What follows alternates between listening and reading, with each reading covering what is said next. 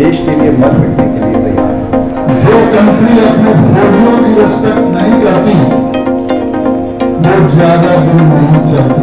बहुत कड़ी बात कह रहा हूँ। एसएससी ऑफिसर जिस दिन कमीशन होता है उस दिन से लेके आज तक लड़ रहा है। हमारे को इनिशिएटिव भी दो जो आपने प्रॉमिस किया था। हमें भी ऑफिसर समझा जाए। जो शॉर्ट सर्विस कमीशन कंसेप्ट है ये मेड इन इंडिया कंसेप्ट है।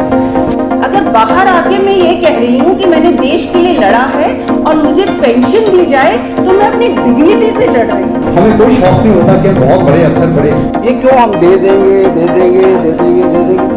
चलिए कोई बात नहीं।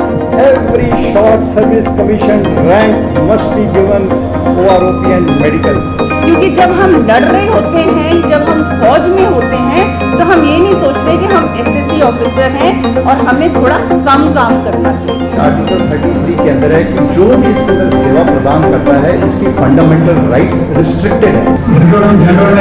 My name is Captain M.S. Super. I am SS9 70 Division.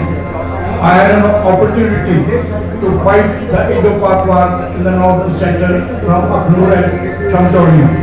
एक वो है जो परमानेंट कमीशन है, वो चाहे कोर्सेज में फेल हो जाए, क्या उनके ACR 3 अच्छे ना हो, उनको फिर भी 13 साल के बाद कमांड मिल जाएगी और वो पेंशन के हकदार हो जाएंगे। एक ऐसे अफसर है जो कि it is on the mercy of a commanding officer. अगर कमांडिंग अफसर को अच्छा लगा चाहे चांसेस आप परमानेंट कमीशन ले लें। अगर कमांडिंग अफसर को आपको क्षेत्र पसंद नहीं आई तो आपको वो ACR खराब कर देगा। और सुप्रीम कोर्ट ने अभी बोला है कि the process of elimination of ACR is discriminatory and faulty. तो हमारा कसूर नहीं है, गवर्नमेंट ने हमेशा देखा है कि इनके पास शॉर्टेज ऑफ ऑफिसर्स रही है। आपको हैरान होगा कि जब EC अफसर और SSC अफसर फौज में आए उस वक्त देश में क्या था, देश में कैलेमिटी थी। अब आपको यह मालूम होगा कि 20 अक्टूबर को चाइना ने हिंदुस्तान पे अटैक किया, सभी को मालूम है। लेकिन आपको यह भी मालूम होना चाहिए कि 26 अक्टूबर को प्रेसिडेंट ऑफ इंडिया ने भारत में इमरजेंसी डिक्लेयर की। कब? 26 अक्टूबर 1962 को। ये कब तक लागू रही?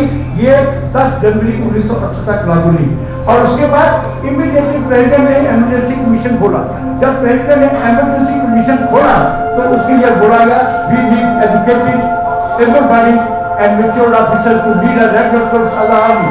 जब 5 मिनट लेकर आपको प्रेसिडेंट ने इशू किया तो आपको रेगुलर आर्मी में ही लिया गया। I have no doubt that when history comes to be written, it will be said that our young men of today did not fail to rise to the occasion and they came forward in violence for the defense of our country, of our great nation. But it is all forgotten and all forgotten by the government of that time. अब हम मोदी साहब से ये कहना चाहते हैं कि जो पिछली गवर्नमेंट ने गवर्नमेंट ने गलतियां की हैं, आपसे हमें बहुत उम्मीद है कि आप उन गलतियों को जो पिछली गवर्नमेंट की है उनको सुधारें। और ऐसे EC और SS ऑफिसर्स की आज 70 की एज में है, उनके पास ना डिग्निटी ना ग्रेस है ना पैसा है, मेडिकल तक नहीं है। जो प्रॉमिस किया गया था हमारे को वो दे तो सही। RTI बोलती है it is intimated there is no difference between the selection procedure of ECO, SS officer and regular officer। उसके बाद में हमने कहा कि आपके पास क्या 1965 से 1975 का रिकॉर्ड है जो हमारे, तो इन्होंने बोला हमारे पास कोई रिकॉर्ड नहीं है, इट इज विंटेज। पर लेकिन हमारे पास 65 का रिकॉर्ड है जिसमें पेंशन के बाद लिखा हुआ है कि all other terms and conditions remain the same as per regular officer. आज EC और EC ऑफिसर्स को तो फैसिलिटी दे दी, SS ऑफिसर्स को ये कह रहे हैं कि 1.5 लाख रुपया दो as per regular officer, but still there is a discrimination. वो कार्डों के ऊपर लिखा हुआ है आपको हॉस्पिटल एडमिशन नहीं मिलेगी। हम लोग 55 साल से देख रहे हैं। अब हम क्यों उठे हैं? हम इसलिए उठे हैं कि अगर एक ORP की पॉलिसी आई है this is a major change in policy, तो ये भी क्योंकि we are the person who have done the uniform for 5 years, 10 years, 12 and 14 years, तो हमको OROP के टेबल के हिसाब से प्रोरेटा पेंशन दे दी जाए।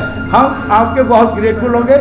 और यही नहीं है, हमारे को इनिशिएटिव्स भी दो जो आपने प्रॉमिस किया था, cashless medical facility, why reimbursement. क्या SS ऑफिसर जो रिलीज हुए हैं जब उनको पेंशन ही नहीं मिलती तो ये क्या तुक थी?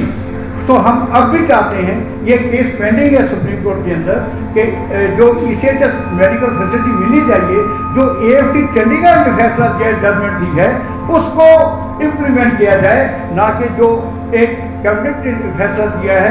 सुप्रीम कोर्ट से दरखास्त है कि वो AFT का फैसला को इम्प्लीमेंट करें, ना कि गवर्नमेंट का फैसला जो कि very faulty, humiliating and discriminatory है। हमारी गवर्नमेंट से ये डिमांड है कि वर्किंग एक मेजर थिंग है पॉलिसी के अंदर, तो SSUs और WSUs इनको प्रोरोटा पेंशन दी जाए, बिकॉज एक मेजर चेंज है पॉलिसी में। दूसरा, प्रोरोटा पेंशन का हमें एरियर भी दिया जाए, क्योंकि हमारे पास ना घर है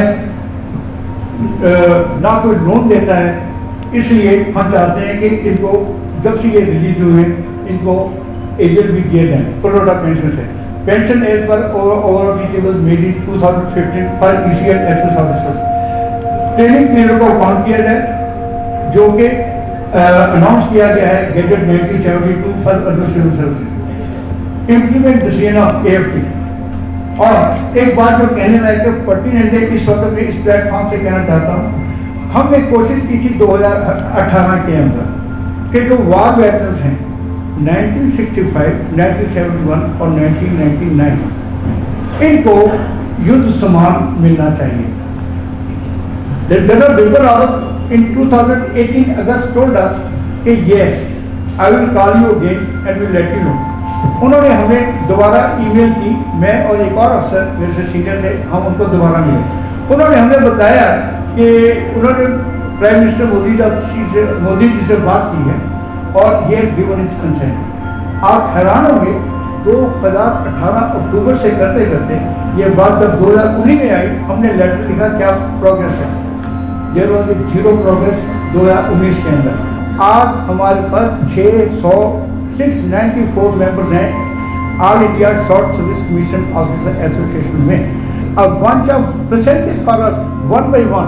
हमारे को ये बहुत समझदार होना चाहिए था, लेकिन क्या हुआ, हम तो इम्पेशेंट हैं, हमको अपनी इम्पेशेंस नहीं दिखानी है। अगर हम चलते रहेंगे तो हम कामयाब होंगे, अगर हम ज़्यादा तेज़ी से बढ़ेंगे हम थक जाएंगे, हम हार जाएंगे।